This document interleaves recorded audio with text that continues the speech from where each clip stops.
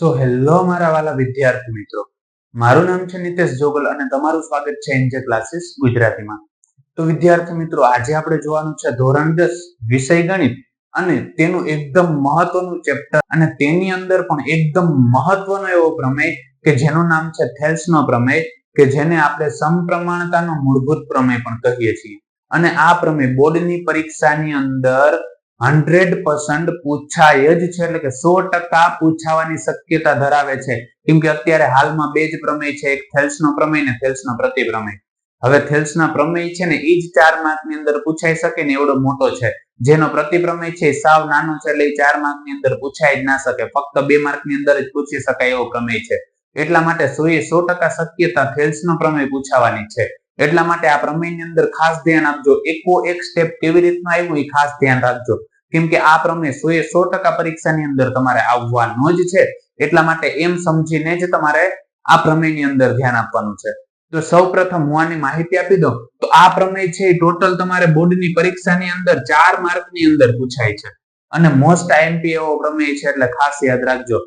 હવે જો બોર્ડની પરીક્ષાની અંદર તમને શું પૂછાઈ શકે, કાં તો એવું તમને પૂછે કે થેલ્સનો પ્રમેય જણાવો, બરાબર, કાં તો એવું પૂછે સમપ્રમાણતાનો મૂળભૂત પ્રમેય વર્ણવો, તો પણ તમારે આ જ પ્રમેય લખવાનો થશે.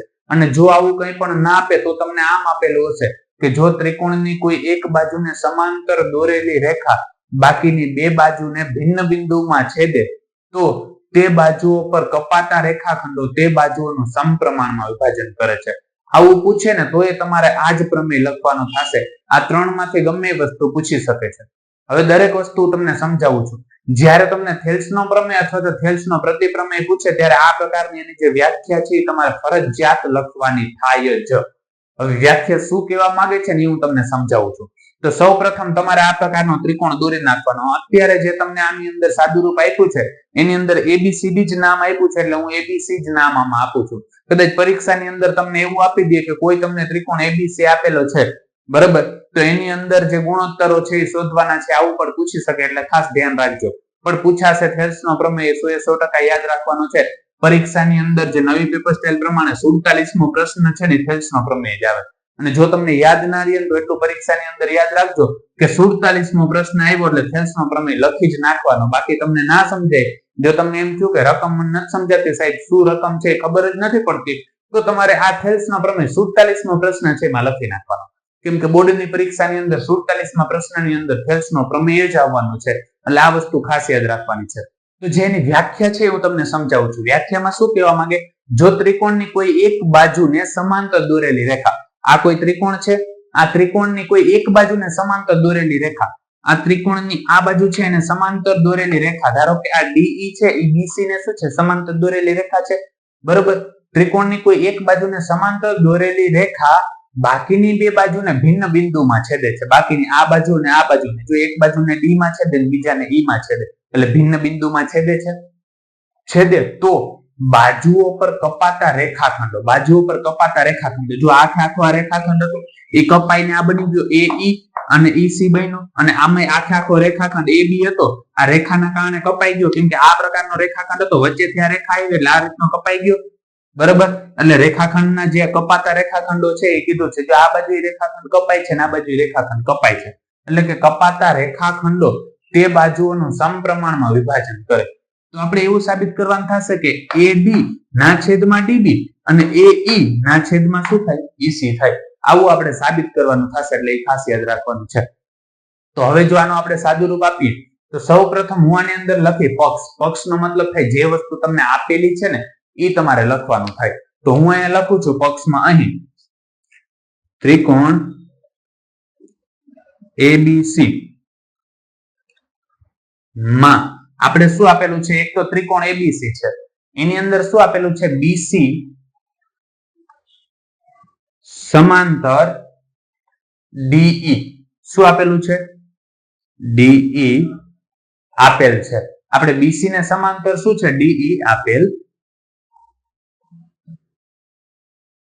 છે.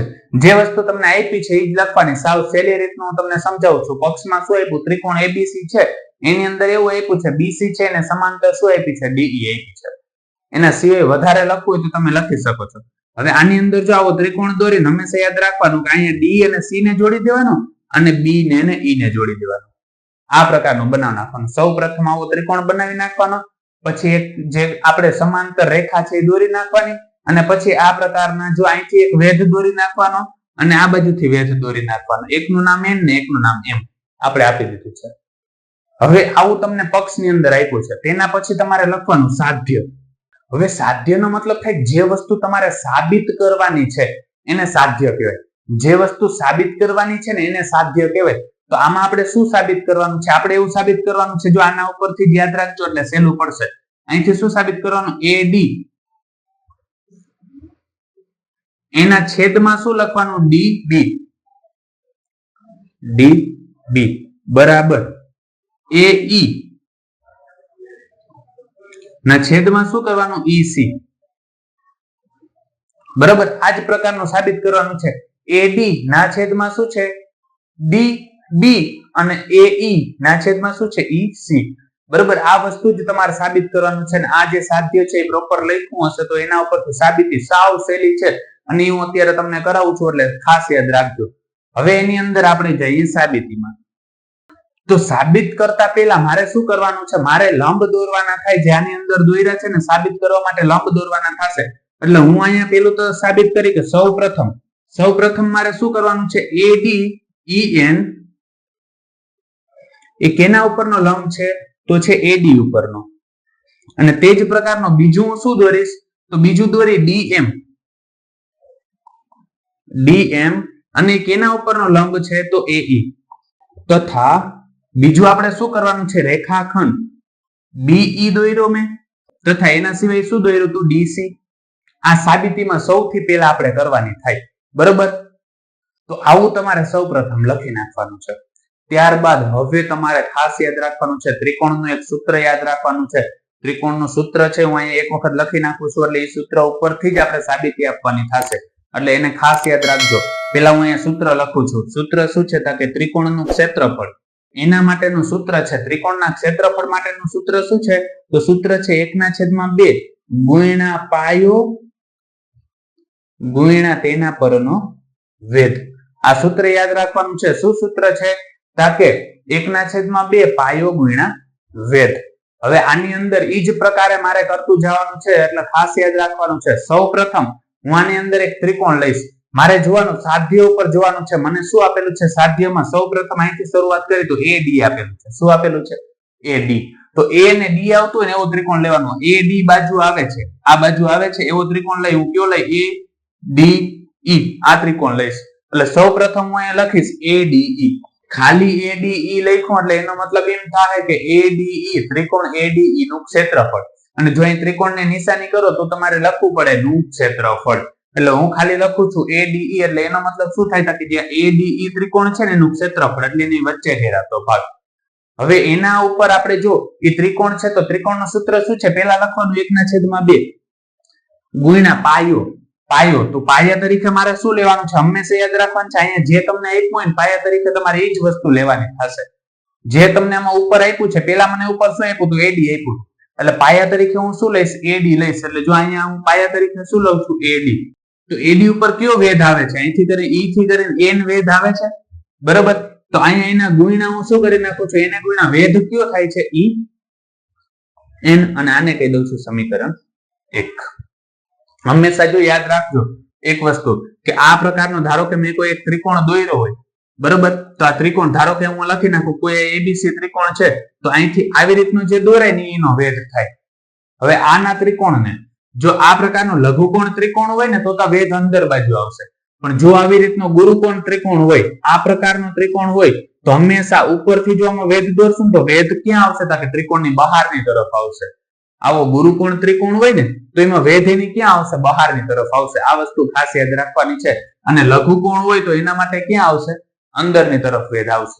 તો મેં અહીંયા સમીકરણ 1 મેળવી લીધું. કેના ઉપરથી મેળવ્યું? તો આના ઉપરથી. હવે એના પછી જો તો નીચે શું આપ્યું છે? DB આપ્યું છે. શું આપ્યું છે? DB. એટલે એનો મતલબ એમ કે આ ત્રિકોણમાં જોવાનું કે જ્યાં DB આવતો હોય એ ત્રિકોણ લેવાનો છે. તો આ DB આવે છે એટલે હું આ ત્રિકોણ લઈ DBE. યાદ રાખજો, જો DBC ના લઈ લેતા. કયો ત્રિકોણ લેવાનો છે? DBE. એટલે આ ત્રિકોણ લેવાનો છે. બરોબર, ડીબીઈ જે આ ઘેરાતો ભાગ છે ને આ ત્રિકોણ, ઈ ત્રિકોણ લેવાનો છે ડીબીઈ. એટલે હું અહીંયા લખીશ ત્રિકોણ ડીબીઈ. તો જો ત્રિકોણ ડીબીઈ માટે ઈ જ નિયમ લાગુ પડશે. એનું ક્ષેત્રફળ શોધવું હોય ડીબીઈ એટલે જો આ ત્રિકોણની વાત કરું છું એના માટેનું ક્ષેત્રફળનું સૂત્ર શું થશે? 1/2 ગુણ્યા પાયો. હવે જો આ ત્રિકોણ છે ને કંઈક આ જ પ્રકારનો છે, કંઈક આ રીતનો ત્રિકોણ બને છે. જો એક યાદ રાખો, ત્યાં છે ને કંઈક આવો એક ત્રિકોણ બને છે, આ પ્રકારનો ત્રિકોણ બને છે. હવે આ જ ત્રિકોણને જો આવી રીતનો સીધો કરી નાખો તો કંઈક આવો ત્રિકોણ બનશે. આ જે ત્રિકોણ આપ્યો છે એને જો સીધો કરી નાખો તો કંઈક આવો ત્રિકોણ બનશે. જેના મને નામ આપ્યા છે ને એ પ્રકારે નામ આ ADE, એટલે અહીંયા કંઈક આવું થશે. આ ADE અને પછી નામ આને અહીંયા શું આપ્યું છે મને? ADB છે અને અહીંયા નામ મને આપેલું છે E. કંઈક આ જ પ્રકારનો ત્રિકોણ બને છે. જો આ ત્રિકોણ આવી રીતના ઉલટો કરી નાખો ને તો, કેમ કે આ કેવું છે ત્રાંસુ છે એટલા માટે તમને અહીંથી આ સીધું દેખાય છે, પણ આ જે ત્રાંસુ છે એને સીધું કરશો એટલે કંઈક આ પ્રકારનો ત્રિકોણ થશે. હવે આ ત્રિકોણમાં આપણે જોવા જઈએ તો આ પાયો થશે અને એના ઉપરનો વેધ, એટલે અહીંથી કરીને આમ જે વેધ દોરાતો હશે એ જ થશે ને. એટલે આમાં જોવા જઈએ તો અહીંથી કરીને આમ વેધ દોરાતો હશે એ જ થશે. હવે એમાં જો અહીંથી વેધ આપેલો છે EN, જો અહીંથી આપેલો છે ને આ E થી કરીને N સુધીનો તમને વેધ આપ્યો છે. વેધ હંમેશા બહારની તરફ દોરાશે, યાદ રાખજો, કેમ કે આ ખૂણો છે એ 90 કરતા કેવો છે? મોટો છે. અને તમને એમ થતું હોય સાહેબ તો આના પહેલાનામાં કેમ થયું? તો પહેલાનામાં તમે જોવા જાવ તો પહેલાનામાં ખૂણા હતા એ બધા 90 કરતા નાના હતા, અને આમાં જે આ ખૂણો છે એ કેવો છે? કે 90 કરતા કેવો છે? મોટો છે. એટલે એ વસ્તુ યાદ રાખવાની છે. તો આમાં પાયા તરીકે શું થશે? હંમેશા પાયા તરીકે આમાં જે આપ્યું એની જ થશે. એટલે આમાં એ પાયા તરીકે શું થશે? DB થશે.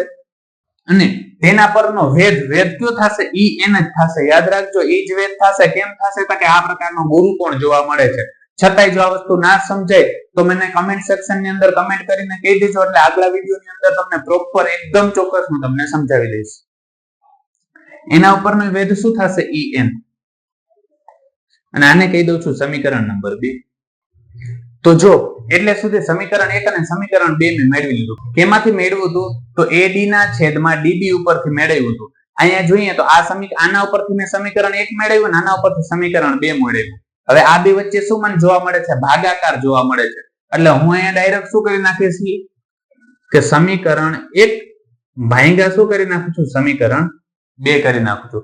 સમીકરણ 1 નો ભાગાકાર કેની સાથે કરી નાખું છું? 2 સાથે કરી નાખું છું. ખાસ યાદ રાખજો.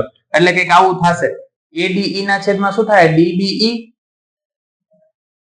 ADE ના છેદમાં શું થશે? DE બરાબર. જો આ ADE ના છેદમાં DBE થશે બરાબર. અહીંયા શું આપ્યું હતું? 1/2. ઉપર વાળું જે સમીકરણ 1 છે એ ઉપર લખી નાખીએ, સમીકરણ 2 છે એને નીચે લખી નાખીએ. સમીકરણ 1 શું આપ્યું હતું? 1/2 ગુણ્યા શું છે? AD અને ગુણ્યા શું આપ્યું છે? EN. એ જ પ્રકારે નીચે શું આપ્યું? 1/2 ગુણ્યા શું આપ્યું છે? DB અને ગુણ્યા શું આપ્યું છે મને? EN.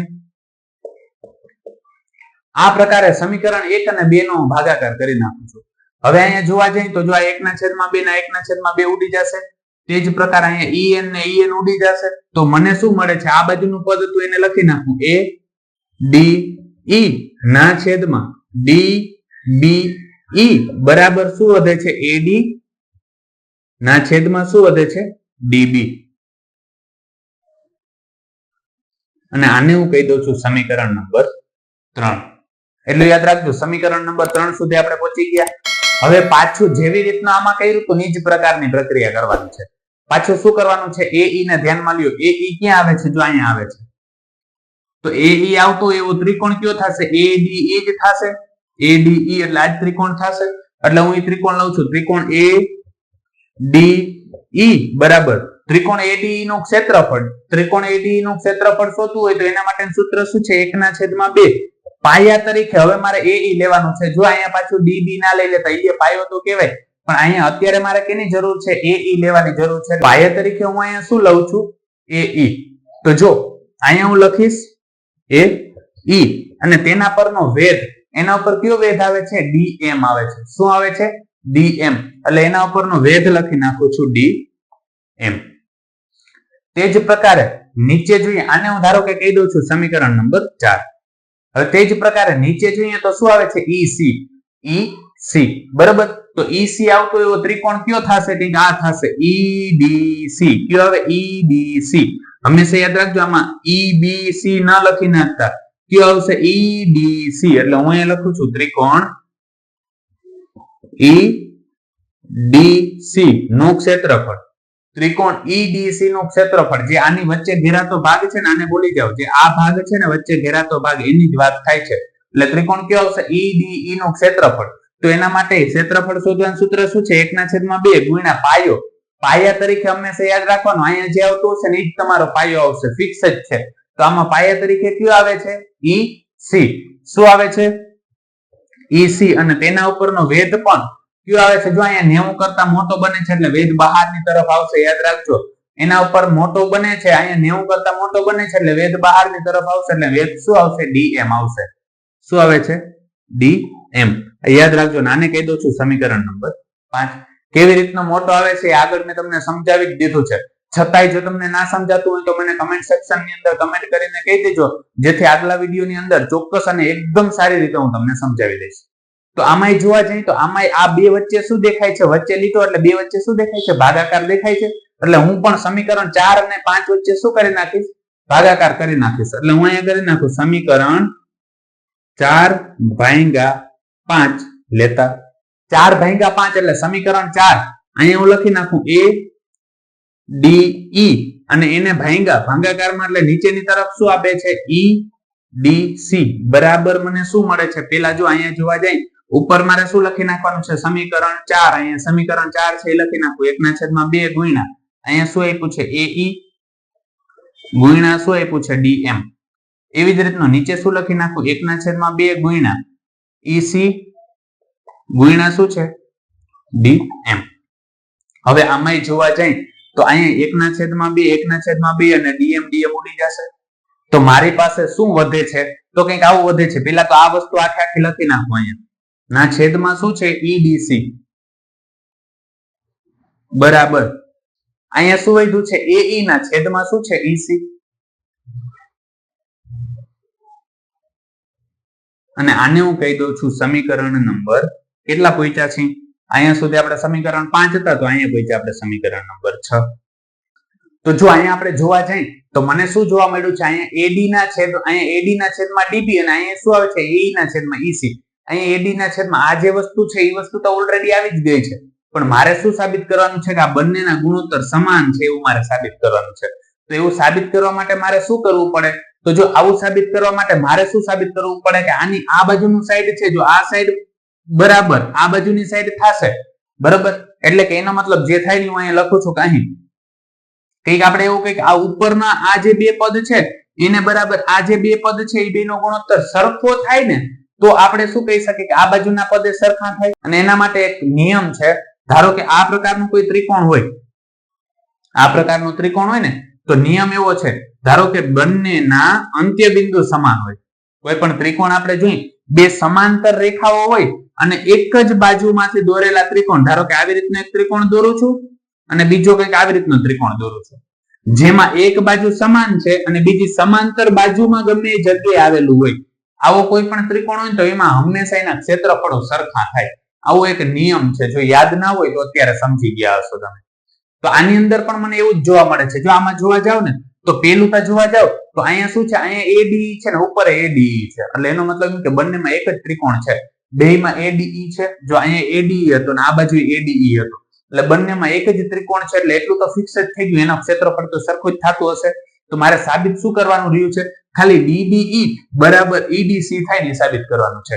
DBE જો અહીંયા પેલા તો નાનો જે ત્રિકોણ છે ને એ આપણે જોઈ લઈએ. મારે શું સાબિત કરવાનું છે? ત્રિકોણ અહીંયા સાબિત કરવાનું છે DBE અને બીજો ત્રિકોણ કયો સાબિત કરવાનો છે? EDC. આ બે ત્રિકોણ સરખા હોય ને એવું સાબિત કરવાનું છે. તો કંઈક આવો ત્રિકોણ જો આપણે અહીંયા જોવા મળે છે. પેલો ત્રિકોણ મને કયો કીધો છે? પેલો ત્રિકોણ છે આપણી પાસે DBE. અહીંયા નામ આપણે હતું D, અહીંયા છે B અને અહીંયા છે E. એટલે પેલો ત્રિકોણ કેવી રીતનો બન્યો? DBE કંઈક આમ બને છે, જેની અંદર જો તો આ એક બાજુ કેવી છે? સરખી જ છે અને સમાંતર બાજુઓ જ છે એ તો આપણે ખબર છે. બીજો ત્રિકોણ કયો છે? તો બીજો ત્રિકોણ કયો છે? EDC. એટલે જો આ ED અને C એટલે આ આખો ત્રિકોણ બને છે EDC. તો આમાં જોવા જાય તો જો આમાં એક બાજુ બંને ત્રિકોણમાં સરખી જ છે, આ બાજુ સરખી છે બરોબર, અને બીજી ટોચ કેમાં છે કે સમાંતર બાજુઓ ઉપર જ છે, એટલે એનો મતલબ એમ થયો કે આ બે ત્રિકોણો કેવા થાય, સરખા થાય. એટલે અહીંયા આપણે લખશું કે અહીં શું જોવા મળે છે, DBE બરાબર શું થાય છે, EDC થતું હોવાથી. હવે જો ઉપરની બાજુ તો સરખી જ હતી, જો બેયની નીચેની બાજુ સરખી થાય તો એનો મતલબ એવો છે, હું આવું લખી શકું કે ADE ના છેદમાં DBE બરાબર ADE ના છેદમાં શું થશે, EDC. અને આને હું કહી દઈશ સમીકરણ નંબર કેટલા પહોંચ્યા છે આપણે, 7 બરોબર, કેમ કે આની આ બાજુની સાઈડ અને આની આ બાજુની સાઈડ સરખી છે બરોબર. તો આને હું કહી દઉં છું સમીકરણ નંબર 7. તો હવે આપણે લખશું કે અહીં જો આપણે જોવા જઈએ તો સમીકરણ 7 ની અંદર જ્યાં ADE ના છેદમાં EBE છે એની જગ્યાએ હું શું લખી શકું, AD ના છેદમાં DB લખી શકું છું બરોબર. એટલે હું અહીંયા લખું છું સમીકરણ 3 અને સમીકરણ આ કેટલું છે 6 ની કિંમત સમીકરણ 7 માં મુકતા, અથવા તો તમે એમ પણ લખી શકો કે સમીકરણ 3, 6 અને 7 પરથી એવું લખો તો પણ ચાલે. હવે જો સમીકરણ 7 માં 3 ની અને 6 ની કિંમત મૂકી તો સમીકરણ 7 માં જ્યાં ADE ના છેદમાં DBE છે એની જગ્યાએ આની બરાબર હું આ લખી શકું છું, એટલે જ્યાં ઈ લખેલું છે ત્યાં હું AD ના છેદમાં DB લખી શકું છું. એટલે હું અહીંયા લખીશ AD ના છેદમાં શું લખીશ, DB, અને વચ્ચે અહીંયા વચ્ચે શું છે, બરાબર છે, એટલે હું કરું છું બરાબર. હવે જ્યાં આ પદ લખેલું છે બરાબર, આવું પદ લખેલું છે ત્યાં હું આ લખી શકું AE ના છેદમાં EC, કેમ કે બે સરખા જ છે એવું કીધું, એટલે આ જે લખેલું છે એની જગ્યાએ AE ના છેદમાં EC લખી શકું. એટલે હું અહીંયા લખીશ AE ના છેદમાં EC, જે આપણે સાબિત કરવાનું હતું તે અહીંયા સાબિત થાય છે. એટલે છેલ્લે આવી રીતનું બોક્સ કરી અને તમારે લખી નાખવાનું કે જે સાબિત થાય છે, જે સાબિત થાય છે. અને આની ખૂબ જ પ્રેક્ટિસ કરજો, જેટલી વખત તમારાથી પોસિબલ બને એટલી વખત પ્રેક્ટિસ કરજો, કેમ કે આ દાખલો છે જે આ પ્રમેય છે એ પરીક્ષાની અંદર 100% આવવાનો જ છે. એટલા જ માટે મેં આને એકદમ ડિટેલની અંદર સમજાવવાની કોશિશ કરેલી છે. છતાંય જો તમને ન સમજાતું હોય તો તમે મને કમેન્ટ સેક્શનની અંદર કમેન્ટ કરીને કહી દેજો, જેથી તમને એકદમ સારી રીતનું સમજાવી દઉં અને પરીક્ષાની અંદર 4 માર્ક તમારા એકદમ રોકડા થઈ જાય, કેમ કે 100% પૂછાવાની શક્યતા છે. તો વિદ્યાર્થી મિત્રો આજ માટે બસ એટલું જ.